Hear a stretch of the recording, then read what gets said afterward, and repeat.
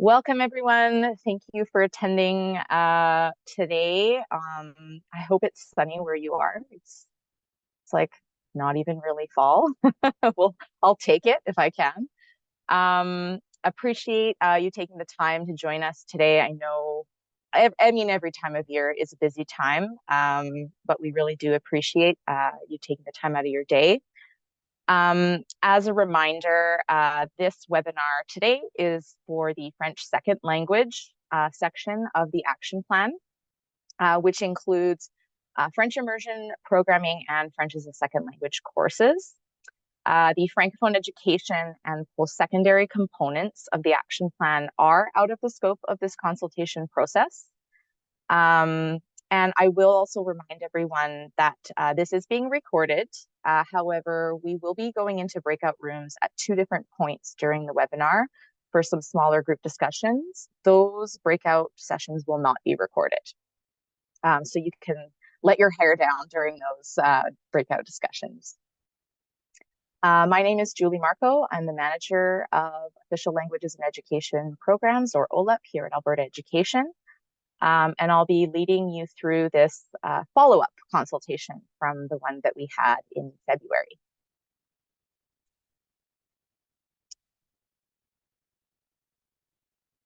All right, so just a quick overview of what we're going to cover today. We'll do just a quick little overview of OLEP just to make sure we're all on the same page, and the consultation roadmap that we are undergoing. We'll do a brief summary of the consultations we held in February 2023 of this year, do an overview of some of the proposed changes. Again, these are all proposed changes, and we'll go into some breakout discussions to hear your feedback on what we're proposing and what our next steps are. So first, we'll just do a quick little overview of OLEP. What is OLEP? For those of you who may be newer to the file or less familiar. Our focus in this webinar, as I mentioned, is on the French second language side. So it's the second bullet here. As stated in the protocol agreement, the purpose of OLEP funding in Alberta on the French second language side, as opposed to the Francophone or French minority language side, is to help provide English majority learners with the opportunity to learn French as a second language, and in so doing benefit from cultural enrichment. So federal funding is delivered through the protocol, or the Protocol for Agreements for Minority Language Education and Second Language Instruction, which is agreed upon by participating provinces and territories and the federal government. This protocol is a high-level agreement that includes how much each province and territory will receive in regular OLEP funding, and the areas of intervention. These are a strategic framework that outlines the broader categories under which OLEP funding can be spent. The action plan is part of, once provinces and territories and the federal government agree on the terms of the protocol, which, as you can imagine, can take some time, Alberta then negotiates the bilateral agreement with the federal government, and that outlines more specific details about how funding will be spent.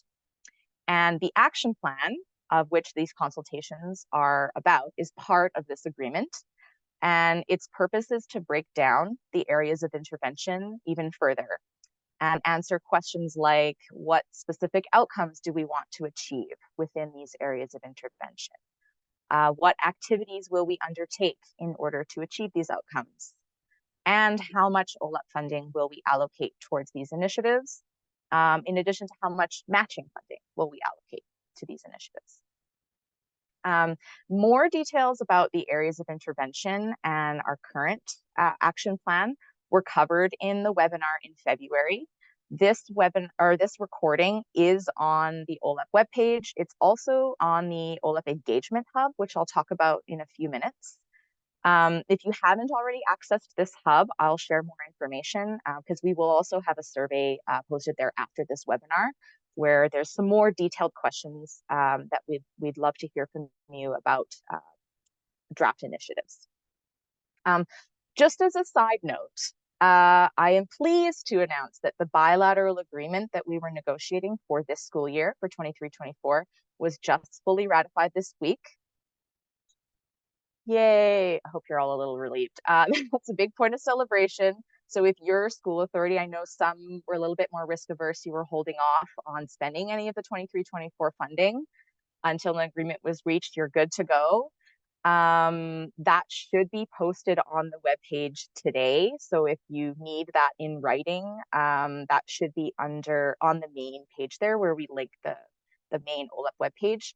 We link the protocol, we link the agreements, so that will be there. It should even possibly be there now. I haven't had a chance to look this morning, but if not now, later today. So we're moving forward. Next, so the consultations. What is the plan? How are we doing these consultations? So we started phase one, just the planning and development in December of 2022. And then February, March, we had the webinar and we had a follow-up survey on the engagement hub where we gathered feedback from our stakeholders, you, that would inform us about our priorities for the next action plan. And then between April and July, we evaluated and reviewed those contributions from consultations. We did post a report on key outcomes, like a what we heard document that's on the regular funding section of the OLEP webpage. And we developed our draft action plan initiatives. So we find ourselves today in phase 4, where we are gathering your feedback on these drafts that we developed from the initial consultations. So we've got our webinar today, and then there is a follow-up survey. I'll show you how to access that in a few minutes, with more opportunities for more detailed feedback and some other initiatives that were maybe adapted or modified that we'd love to get your feedback on. Once we get all that feedback and the survey closes in November, we'll document all the final outcomes from the consultations, post that as well, so that you can kind of see a summary of what we heard. And then we'll finalize and implement the action plan once we sign that protocol, which is in progress, negotiations still happening. We'll be negotiating the bilateral, and then that action plan will be part of it. Any questions so far on this process of consultation?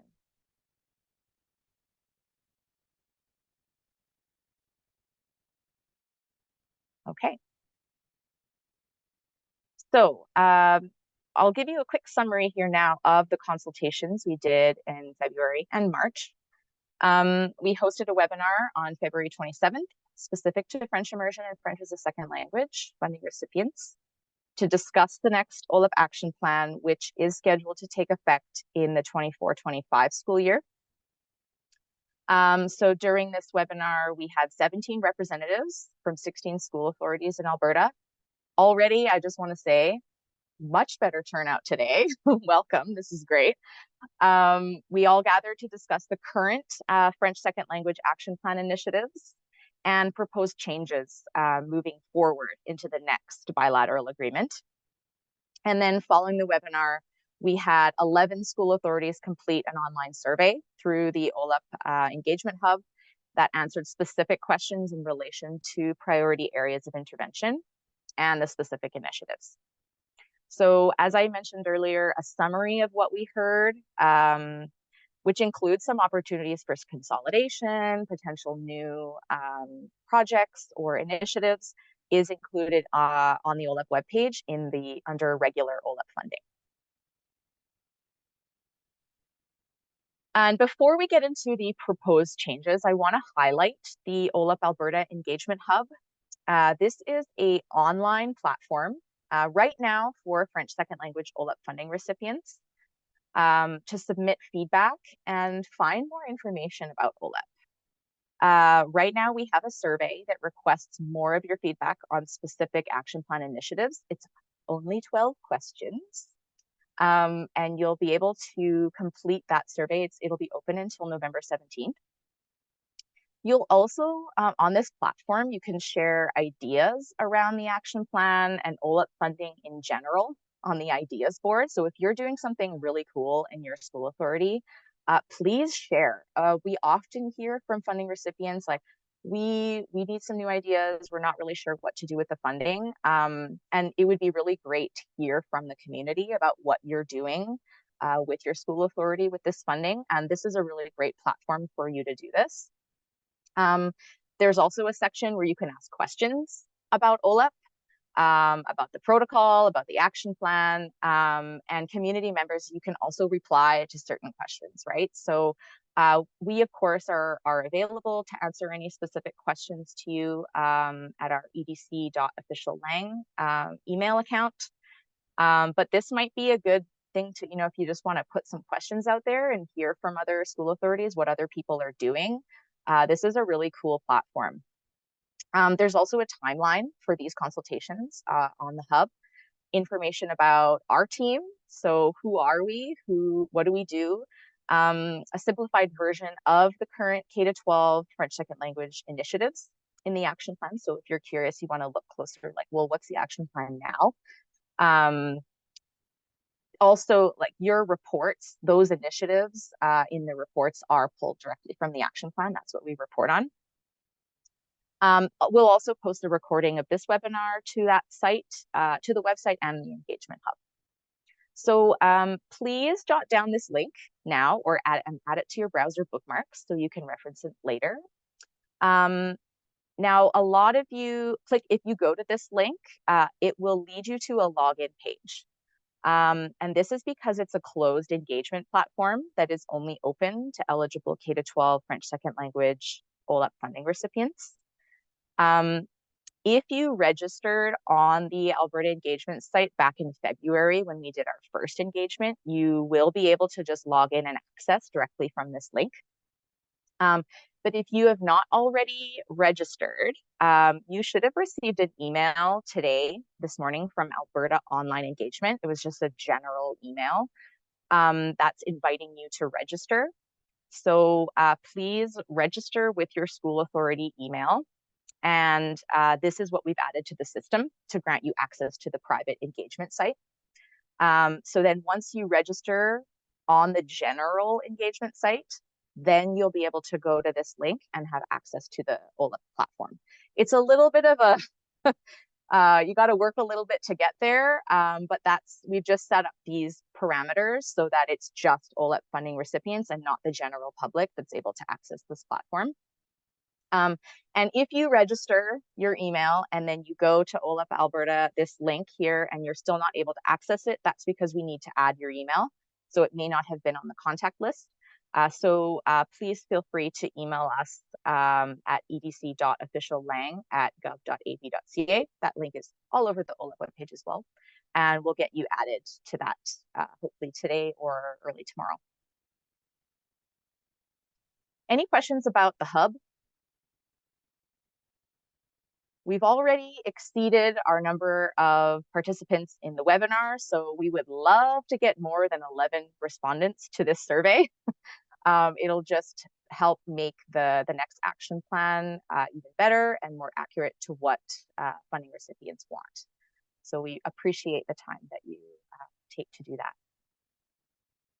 Okay, so next we're going to go into an overview of the proposed changes. Again, proposed. Not that they're necessarily going to happen in this way or exactly in this way. And these changes are based on feedback during our consultations. So first, we'll just take a step back and look at how funding is allocated for French immersion and FSL right now. So starting at the top, this year we have just over $14 million allocated towards second language instruction. 77% of that goes to K-12 education, so just over 10 million, and the other 23% to advanced education. This split between education and advanced ed is the same on the Francophone or minority language side. Then from that 10.6 million that goes to K-12, this year we have just over 150,000 allocated towards the individual teacher bursary program, 20,000 towards the Quebec Alberta exchange program. And these two programs are managed by us at Alberta Education. And then 10.4 million goes directly to school authorities. Of that 10.4, we've got about 9.6 that goes towards student full-time equivalent funding, or student FTE, and then 826,000 just over towards project funding to just a few projects that have more of a regional or provincial impact. So that's the funding right now. Funding allocated. Oh, right. I will also just mention that all these allocations are regular funding, and they don't include any additional project funding that is allocated by the federal government through calls for proposals. So those are the teacher recruitment and retention projects, complementary projects, and then the infrastructure for minority language education projects. Those are not included in this. This is just regular funding. And when we look at the project funding, the current project funding recipients are the Metropolitan Edmonton Regional French Immersion Programs, or MERFIP, the Institute for Innovation in Second Language Education, also known as ISLE, the Southern Alberta French Resource Center, the Grand Prairie French Language Resource Center, and the Alberta Regional Professional Development Consortia, or ARPDC. This is who currently receives the project funding. Now, in the past, there was an application process for projects, and many school authorities applied for this additional funding, and were often using it to fund regular operations. For others, we found a bit of a silo effect where many school authorities were working on similar projects with similar goals, but they were working on them separately.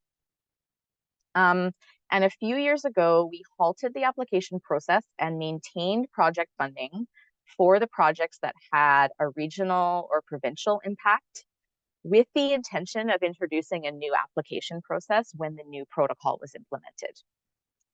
But with the new protocol came COVID.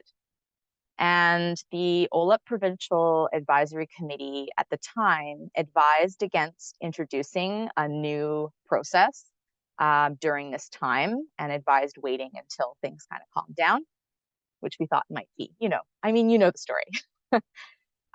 So that took a little longer than we had anticipated. So the current project funding now is based on those rollover amounts from before COVID.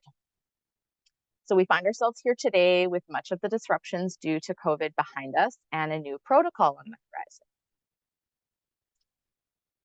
So we want to allocate project funding in a way that best meets the needs of stakeholders.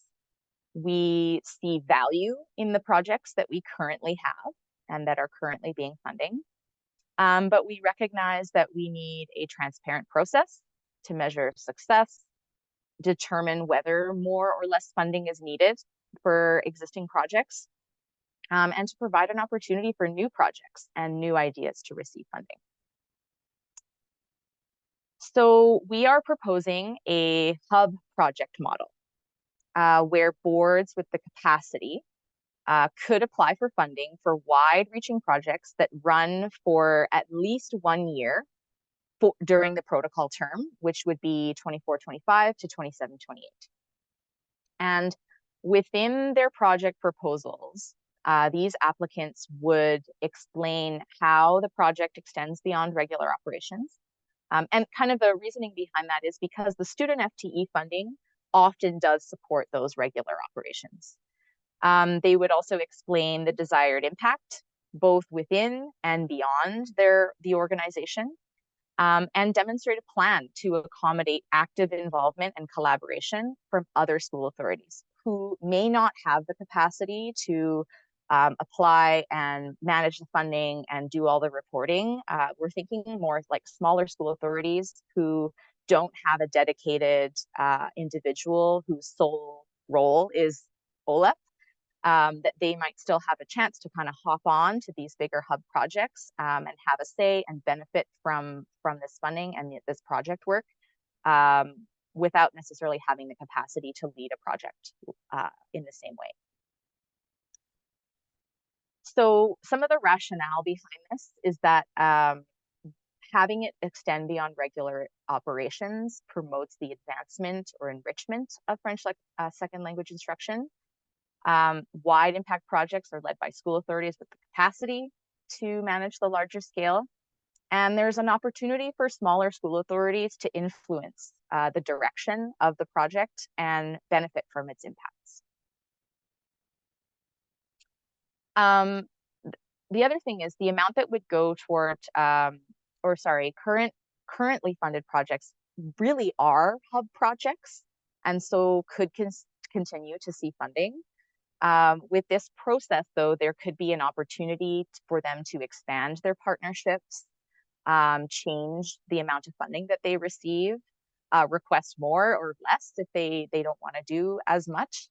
But that not all necessarily solicit active involvement from partners, so that would be a change that current funding recipients might see depending on the project.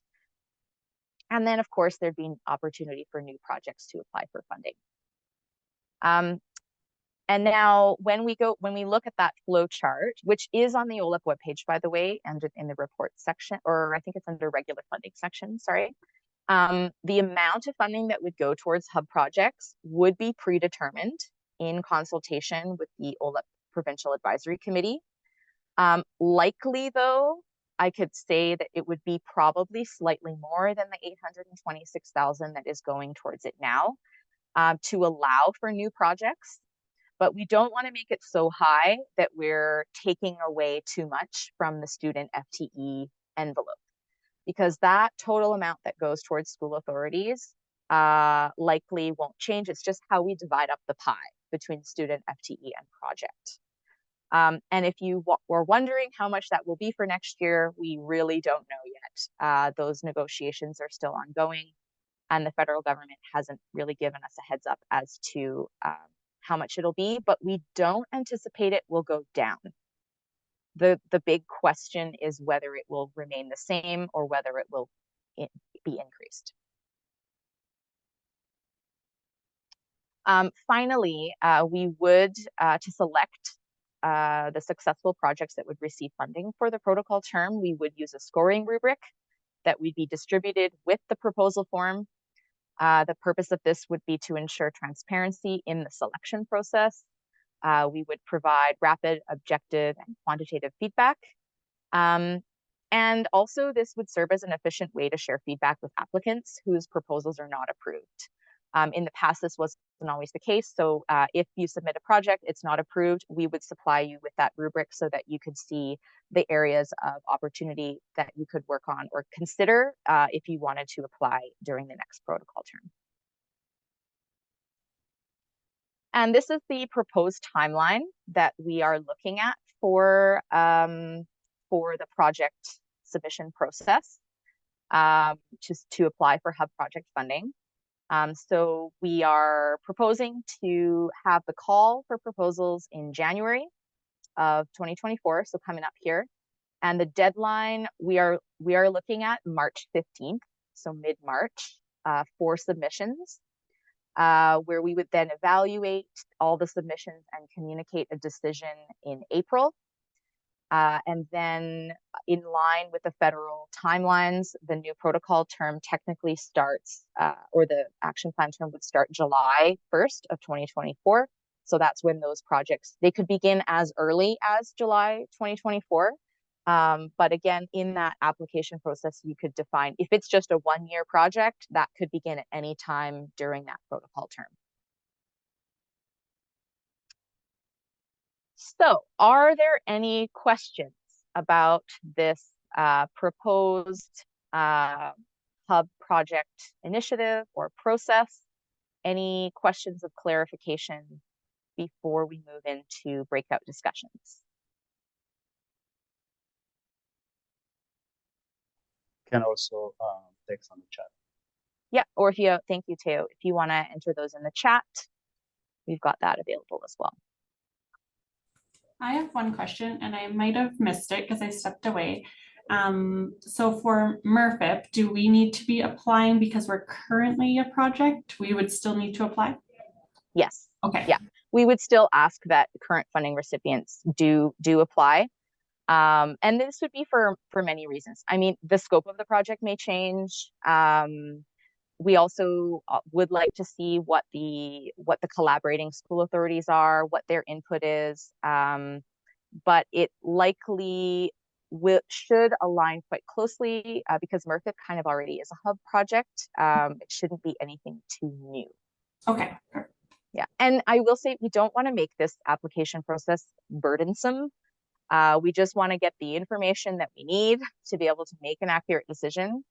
And we will consult with the Provincial Advisory Committee throughout this process. We also have had discussions about it'll be likely an internal committee within Alberta Education with representatives from different program areas that would decide together on the successful projects that would receive funding. Thank you. Any other questions? Okay. So there will be more questions for you in the breakout rooms. And I am also going to share in the chat a copy of these discussion questions so you'll have them. It will also include that timeline that I had just shown you. And of course, I've got to pull it up. It started right from the beginning of my computer. So I will pull up this discussion guide for you so that you have it even while you're in the breakout rooms. But take a look at these questions, start kind of mulling them through. There we go. Okay, so I'm sharing this in the chat for your reference. So first off, and we've asked that we move through these questions in order because they kind of follow the way that we process information and will allow us to come to a more of a fulsome decision in the end. So question number 1 and 2, these are the airing of the grievances, as I like to call it. This is your chance to talk about what you like and what you don't like or what worries you about this. We want to hear all the positives that come to mind, and we want to hear all the negatives that come to mind. Once you get off all those celebrations or worries off of your chest, that's when we move into the implication question, number 3. What implications does this model have for your school authority? So what would this mean for you if this were put into place? And for some of you, nothing may change. You may not really want to access this project funding. And if that's the case, that's fine. If you are a current funding recipient, what might this mean for you? If you have ideas for projects that you want to access this funding for the first time or for the first time in a while, what would this mean for you? Number 4, any changes that we need to make to the model or the processes or the timeline, anything that you see as potentially problematic. And then number 5 is just anything else that we need to consider or just be aware of if this model is implemented. So we are going to move into breakout rooms. I think we might just shuffle some of you around a little bit because I'm seeing the numbers are a bit. Yeah, okay. I think they should be good now. We might shuffle some of you around right in the beginning there. But Teo, if you could open all the rooms, and we'll have 25 minutes. Your facilitators will be taking notes, but the breakout rooms will not be recorded, just so you're aware. And then we'll come back into the main room and just do a quick summary of your discussions. So now this is room 2 is Priscilla's group. Hi, everyone. I'm Guillaume from the CBE. I'm answering for room 2 for that. To go quickly through that, we had participants from Lloydminster, Edson, and Calgary in this one, so also a rural-urban split there. In terms of what we liked, we really liked the collaboration aspect and trying to find ways to work together. There were some questions that were raised as to what does collaboration mean? Is that measured only by collaboration with other school districts, or is there an opportunity to partner with, say, post-secondary institutions, maybe relevant businesses, other levels of government? So what counts as collaboration? That would be interesting to get a better definition of that. In terms of what was a worry, a lot of the discussion centered around the timeline is that, especially for new projects, that's having essentially a 4-month timeline between now and submitting the project could be a little tight because it takes some time to develop these partnerships and set up what these projects could look like. So we were curious what the timelines look like beyond 2024. So is there, for example, a 16-month runway as opposed to just a 4-month runway that's available for that? Most the participants were either neutral or generally positive about how this would affect their own school divisions for that. Like Sarah, we thought it was a little too early to know exactly what the problems or what things needed to change for that. There was some discussion of, is there an inherent incumbency advantage for existing projects, the way that it's designed for that, but we're not really sure. And the last point is just to make sure that there's no disadvantage for not joining projects. That is to say that the FTE money that is currently in place remains, and that you're not disadvantaged by saying, projects aren't quite for us for that. And Kara had a quick point from my group to bring up here regarding funding and how it looks like. Kara, do you want to take over? Sure. Yeah, no, we were just questioning Julie a little bit about the time frame, the 2024, 2025, and then 2027, 2028.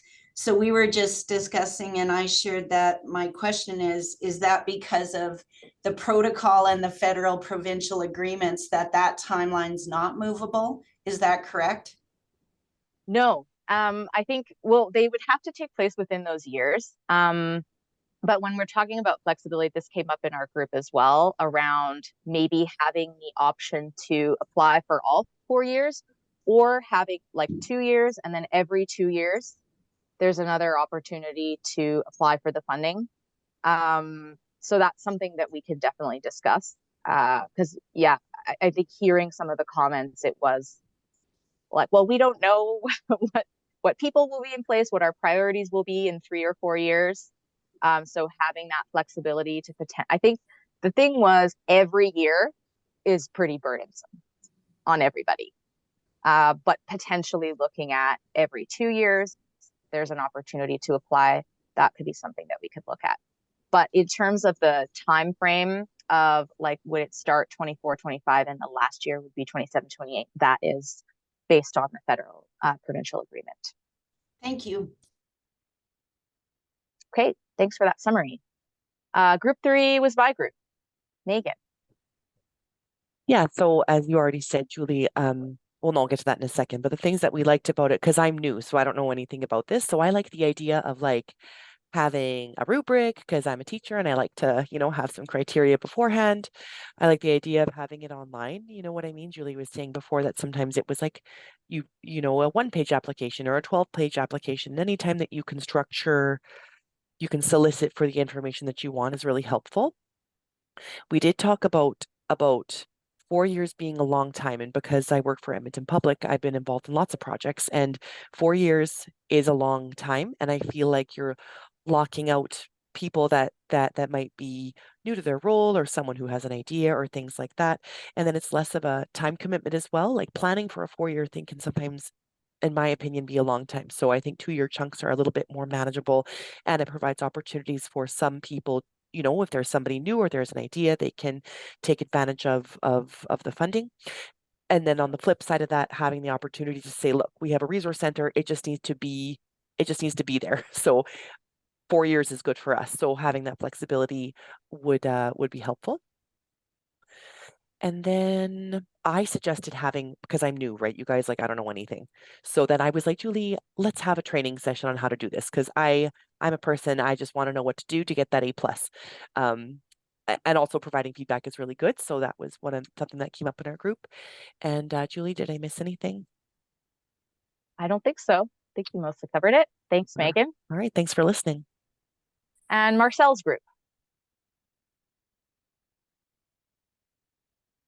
Who's your spokesperson? Or maybe it's you. See, Marcel. This is what I was going to do in the last minute when I blew everyone off. You know what? I'm going to put Wendy on the spot. And sorry, Wendy, I hate to do that, but Wendy contributed the most because she has the most experience, like the last person who presented, who was brand new.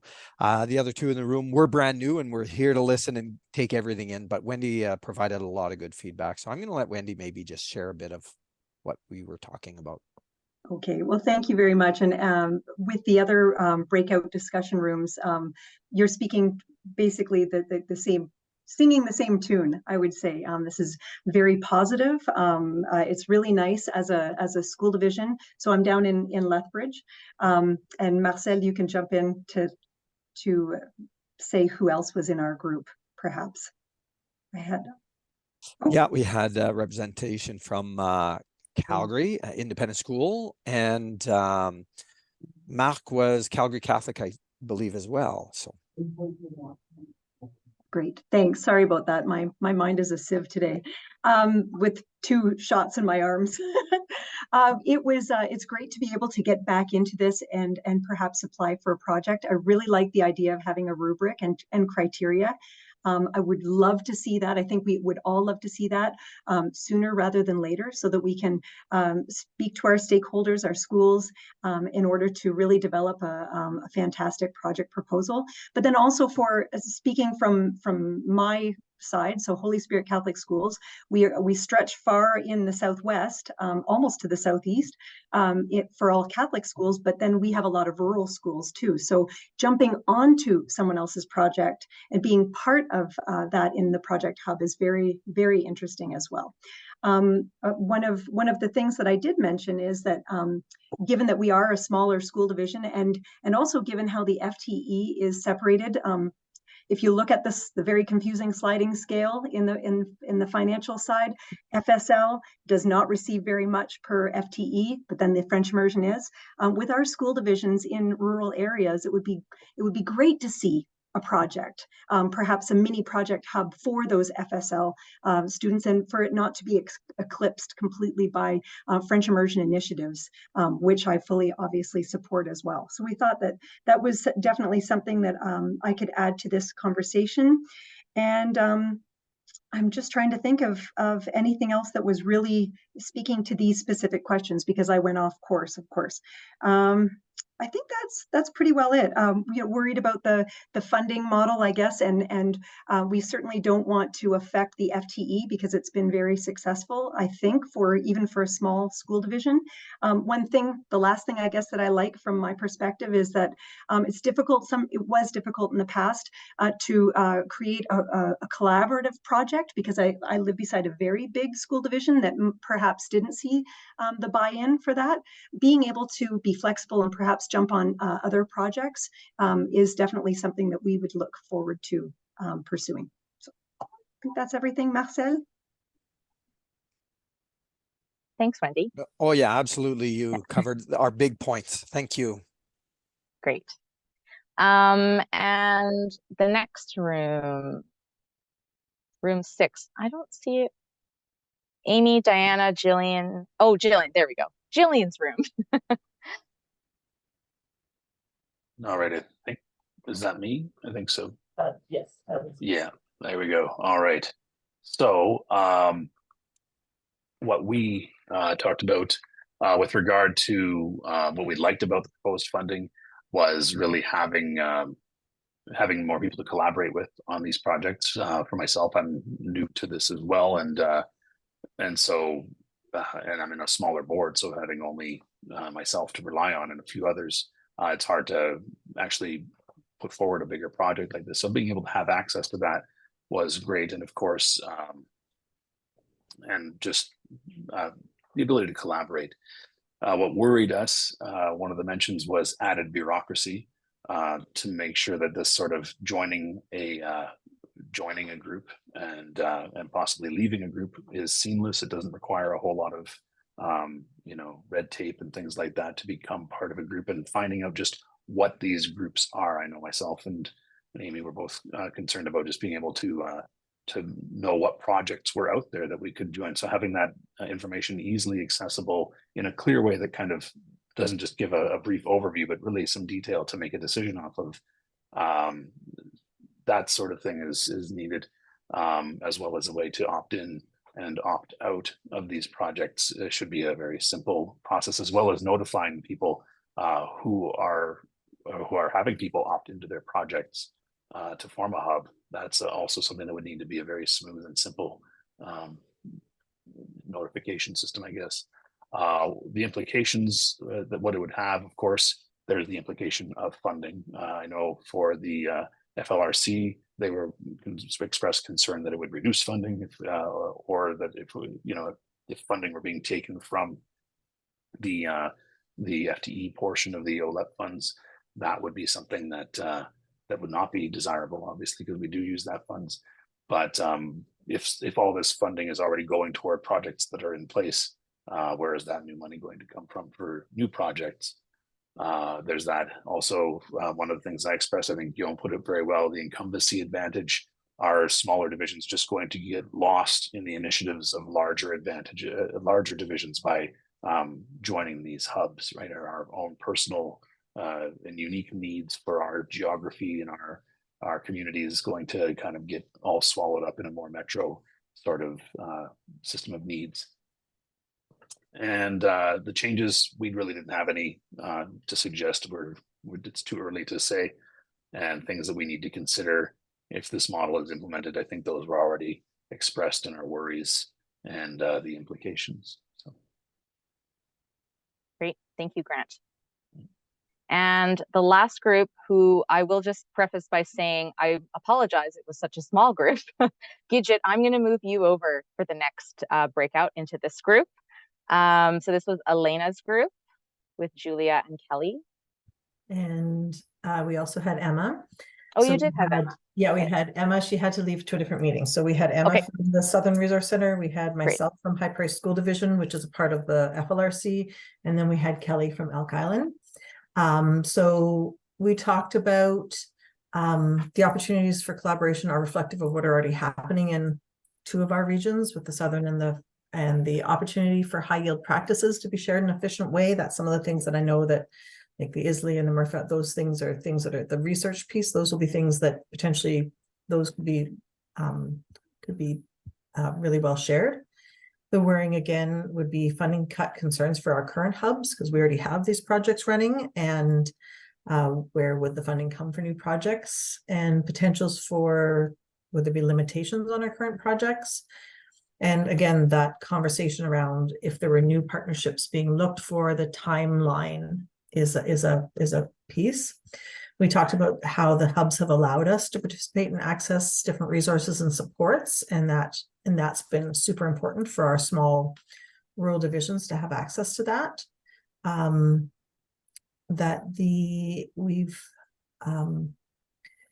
The consideration pieces were maintaining funding and simplifying the process for the current hub projects.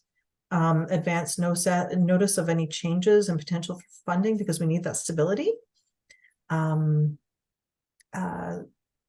A lot of the pieces of our projects, the DELF, the library, all these different things require a long-term funding. And so these, like, okay, we hope it'll still happen next year or next round or whatever, that piece, that continuity piece that I know the federal government has a large say in it, but that's a piece of all that.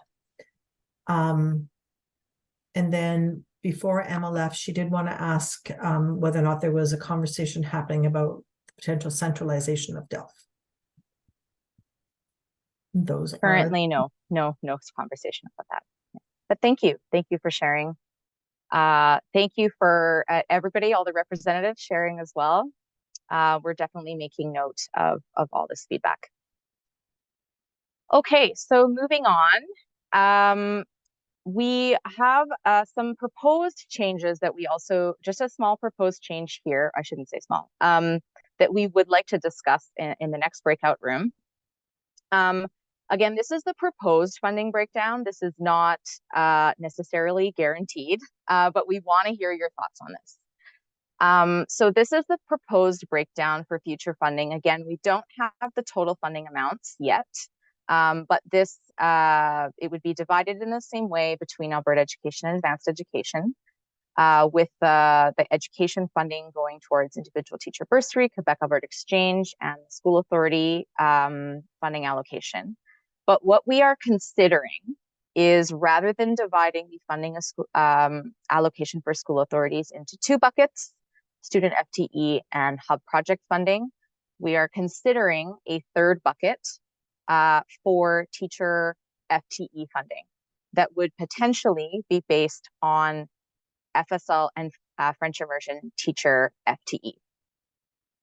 Now, I will clarify that this is the same amount of funding that would be divided 3 ways rather than 2. This bucket would be considered, we would look at how much would go into this bucket in consultation with the Provincial Advisory Committee, looking at what historically, what school authorities were putting towards teacher professional development, teacher support activities to try not to disrupt the student FTE amount that I know is so precious for everyone. And part of the reasoning behind this is that Alberta Education currently does not have any full-time equivalency or FTE data specific to subject areas. And I will clarify that by FTE, we don't mean the number of teachers, but the measure of the total amount of full-time teachers teaching in French immersion programs and in FSL courses.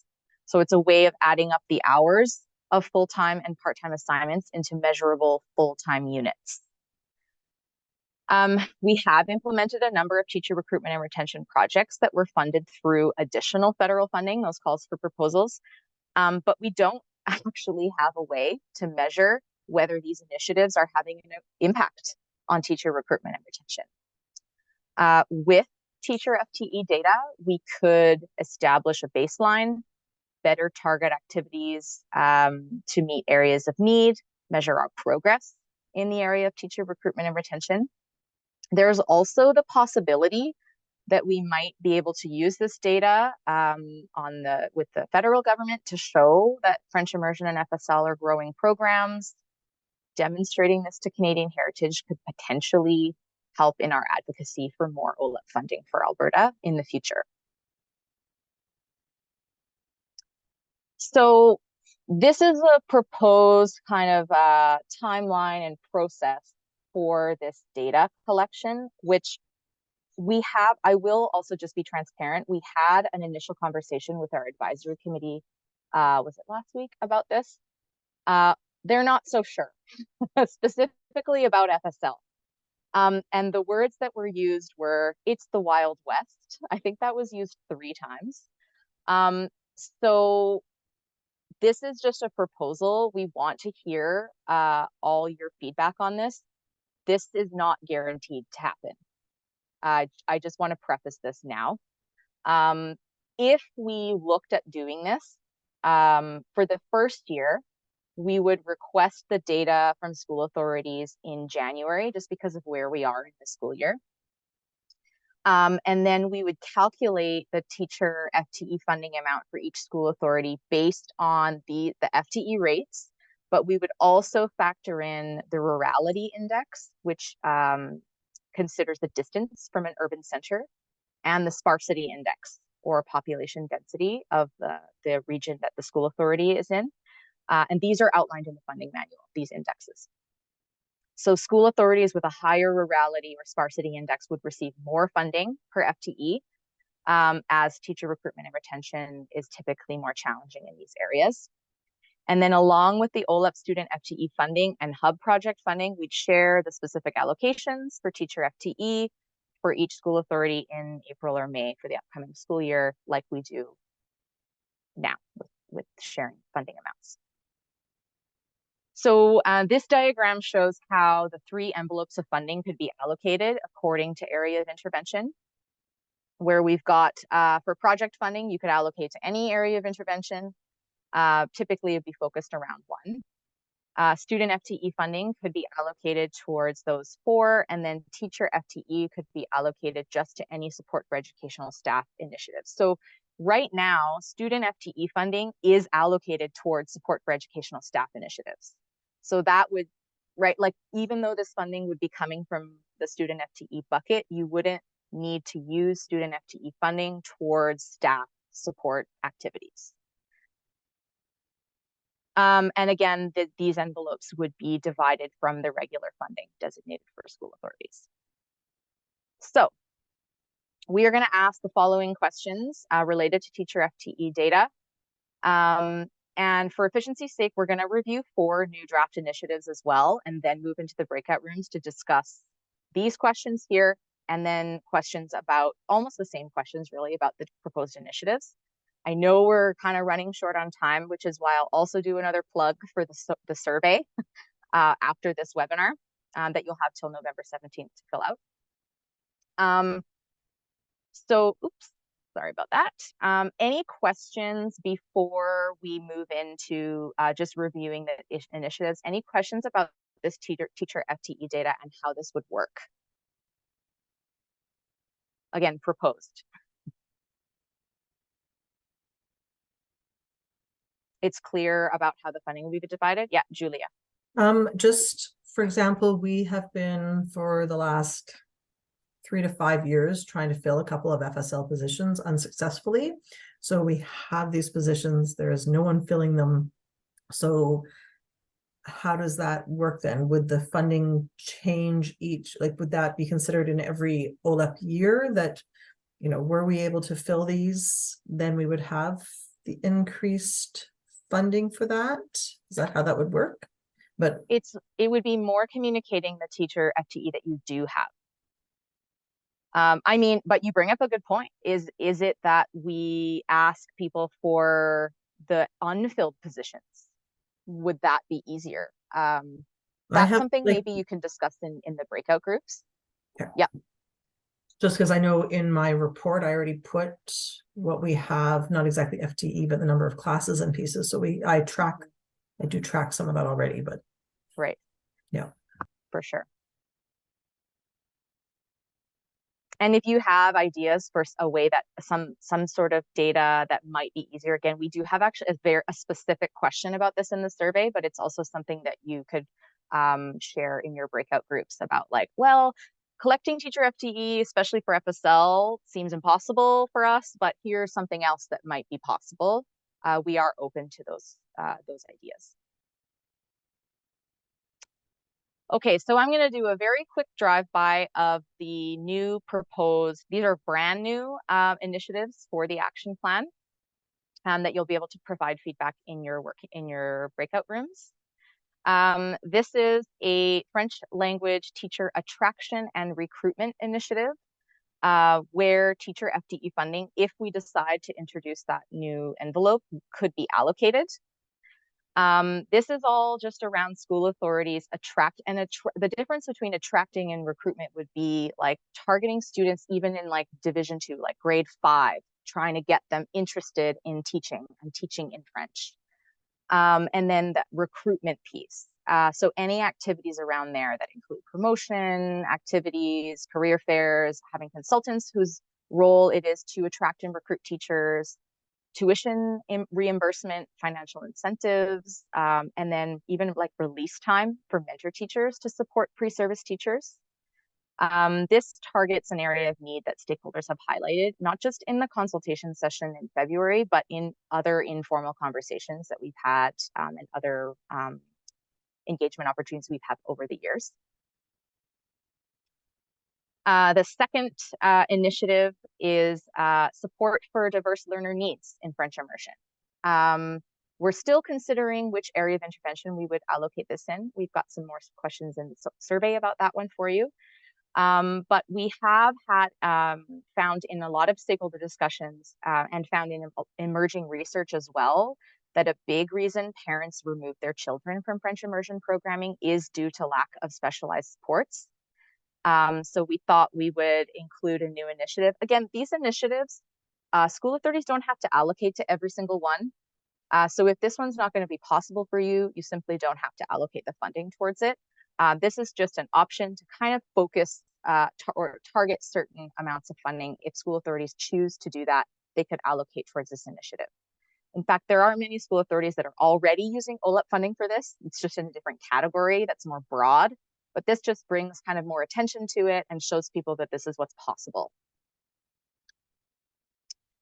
A third initiative, this one's pretty straightforward, full day kindergarten for French immersion.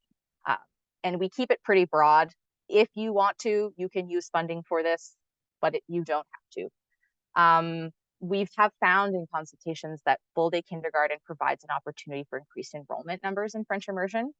So this could be a way that you could use OLEP funding to increase your student enrollment. And the fourth new initiative that we are proposing. We currently have an initiative for that targets cultural events and activities that people have used field trips and exchanges in it. But this initiative puts emphasis on in-person cultural experiences outside of the school environment, potentially differentiating it from the more general cultural activities initiative.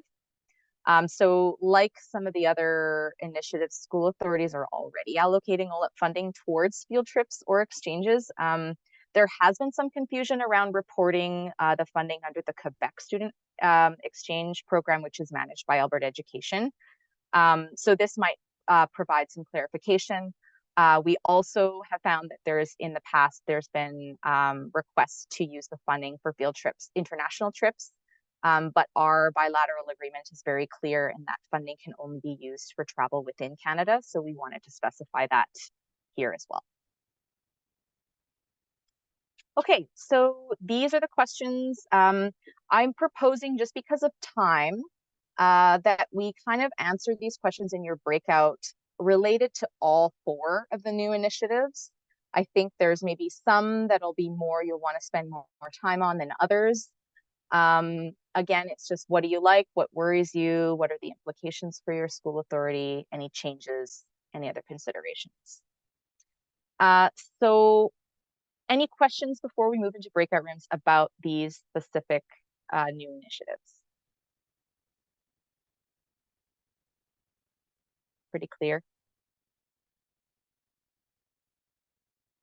Okay, so I think we'll go for, I know we wanted to do maybe 30, we'll go for maybe 20. How about 22 minutes, Teo? You want to set the breakouts for 22 minutes? And we'll come back and we'll have to hustle through our summary, but we want to be able to hear from everyone. So I know this was, thank you. I know this was a little bit more, went by a little bit more quickly. So we'll have just a few quick summaries from each of our representatives.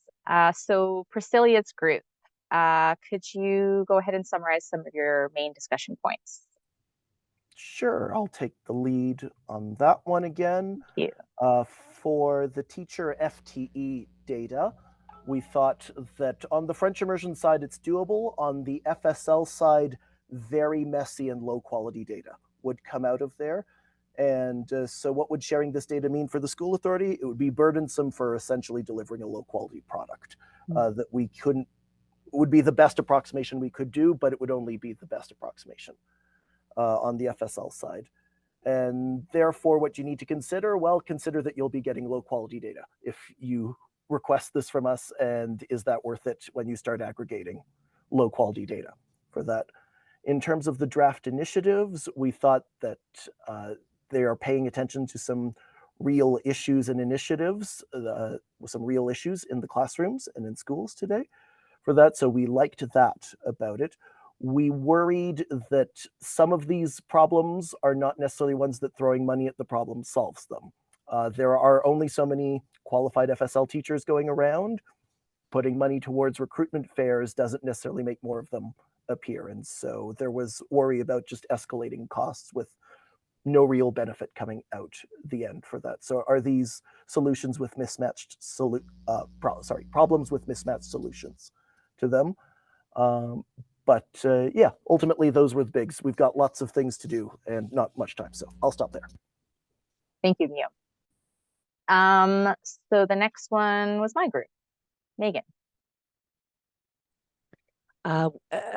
We kind of echoed the same comments as Guillaume. We just don't know what that data would look like and like how to make sure that it's accurate. And yeah, that's about what we had. And then also in regards to teacher retention, like, you know, we feel like the questions are bigger than how many teachers, how many bodies are in the room doing the job. So, you know, maybe just had some questions about what we're actually looking for and ways to find that information. And then in regards to the draft initiatives, like we didn't have too much to say about that. They all look pretty good. Yeah, am I missing anything, Julie? I think we covered it. All right, there we are. Okay, thank you. Marcel's group.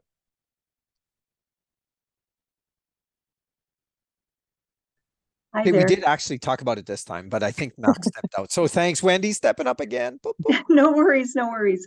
So thought it was very interesting. And once again, I just want to say really thank OLEP for trying to find new ways and different different initiatives for us. We found, or I found, I guess, that I think all four of us were in agreement that further parsing out the funds and adding the FTE teacher initiative is problematic because maybe it's not the same for all school divisions. Because of course, recording that is one situation, one side of it. French immersion, once again, yeah, quite easy to record. How are we going to reward people based on the FTE? Because yeah, once, like someone else said, Guillaume, I think, it's messy. We haven't seen a new curriculum in 2 decades, and we don't have a languages initiative. So capturing our FSL teachers when they're down, how does that look to the feds too, when there are other provinces who actually have mandated numbers to back up their mandates because they have mandates. So there was that. I thought that it would be, I think we all were in agreement that it would be nice to see these great initiatives like French immersion, full day kindergarten, and the travel, etc., added into the areas of intervention without necessarily controlling how much would go to each. Especially when we take into account the French teacher FTE teacher initiative. I feel like where it's at is great. I don't know if anybody else agrees, but I like the idea of project and then FTE per employment enrollment. We know basically based on our enrollment with students, just how many teachers we might have in those classrooms. So I guess I'm wondering why there are certain school boards who would say, yes, we want to put money toward that recruiting. Well, then let them do that. But maybe don't parse it out to just have that one area be used for that, because some school divisions might not want to choose to do that based on the timelines as well. Did I capture that, Marcel? Sorry. No, nailed it. Thank you. Thank you. Thank you, Wendy. Jillian's group, and then we've got maybe a minute, and then 1 minute for Elena's group. Is this you again, Grant, that's going? No, it's me. No, So, okay. we sort of had the same thought process as what's already been mentioned. When we're talking about collecting that data, it's really not easy for every district to do. So just because a person's hired 0.1, I had a really hard time finding out who taught FSL 0.2 in every school to try to equal out to what that is in an FTE. And districts don't necessarily have a system in place to just easily hand over that data. So that was one of the concerns that we had. We're also wondering why the data has to be tied to the money. So we think that there's value in collecting the data, but we don't see why we should be taking money out of student participation or out of another area where it could really benefit kids to have it pay for teachers and salary. When it came to the initiatives, we thought that they all look pretty good, and just to be mindful that that will sway how funds are prioritized and spent across the province and lends legitimacy to some new initiatives, which is excellent. But that the flexibility to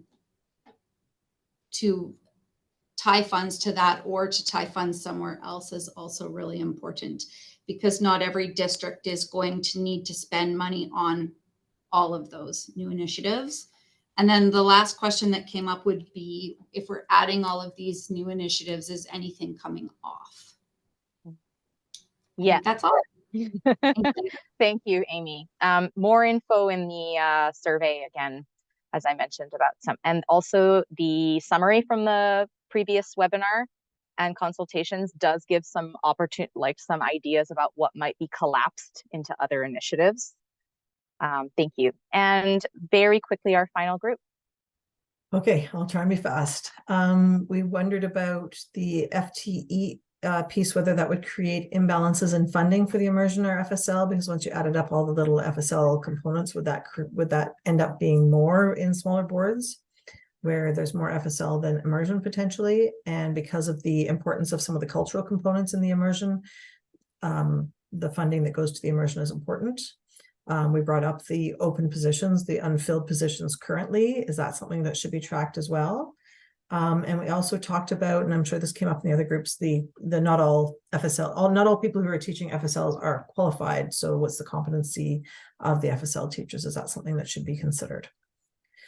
And then on the breakout discussions for the new initiatives, one of the issues that we spent a chunk of time at the end talking about was retention.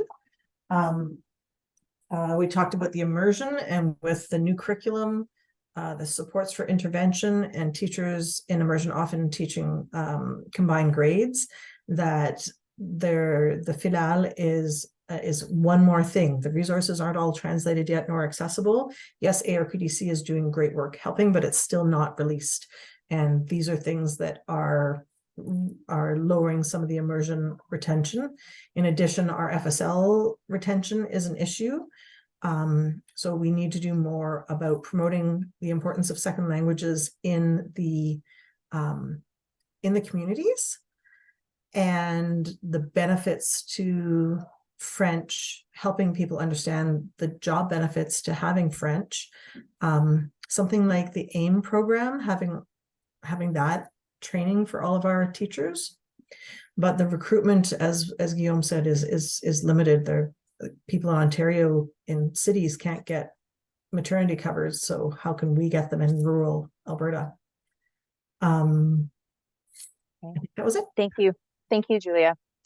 I know we're running just over time. We'll wrap up here in a moment. I did see Megan shared in the chat. Edmonton Public School does have a resource hub that is available online. That is linked on our OLEP webpage under resources for educators, because those are partially funded through OLEP funding. Please check that out. Thank you everyone for taking the time today to share all your thoughts and perspectives. We really are taking all of your feedback to heart. We appreciate it. In terms of next steps, we're going to analyze this feedback from today and the survey that is on the OLEP hub that is open until November 17th. Please go ahead and follow up in that email you should have gotten this morning to sign up. We will post summary from these consultations on our webpage, similar to what has been posted from the last one. And we will keep you updated in future OLEP email updates from our Assistant Deputy Minister on any progress, changes, developments when it comes to protocol negotiations and funding for next year. If you didn't receive an email, you probably already have logged in. I will just share the link to that in the chat before you all leave. I'll just pull that up if you're able to stay for another couple minutes. But otherwise, thank you so much and have a great lunch and a great rest of your day. Thank you.